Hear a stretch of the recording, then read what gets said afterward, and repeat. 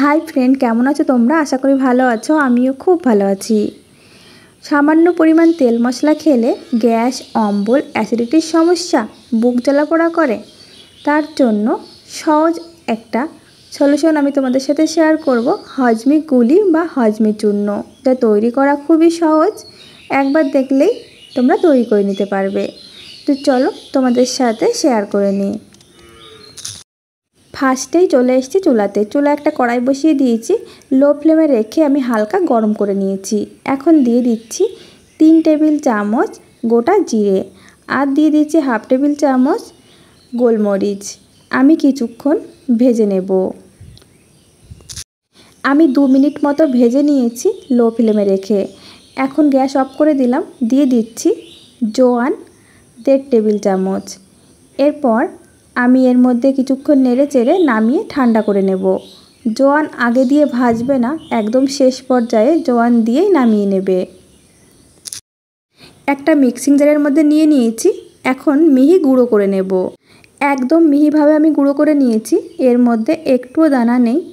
এখন একটা প্লেটের মধ্যে ঢেলে নিচ্ছি। এর মধ্যে দিয়ে দিচ্ছি গুঁড়ো চিনি। আগে থেকে আমি ব্লেন্ডারে দিয়ে গুঁড়ো করে নিয়েছিলাম। গুঁড়ো চিনি নিয়েছি 3 চামচ।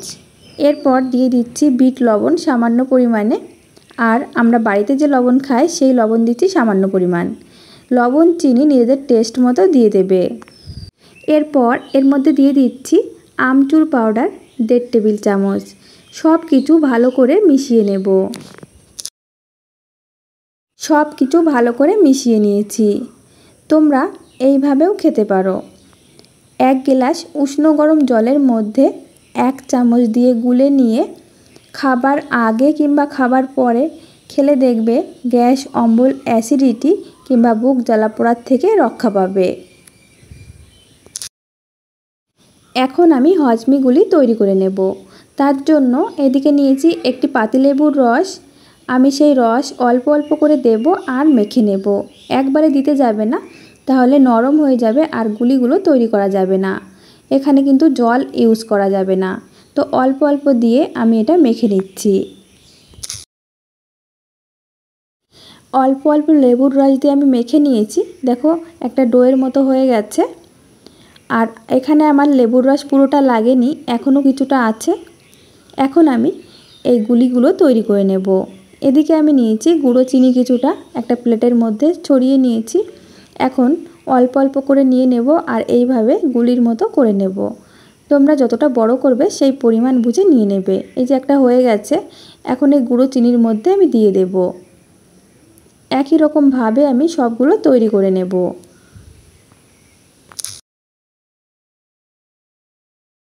সবগুলো একই রকমভাবে তৈরি করে নিয়েছি।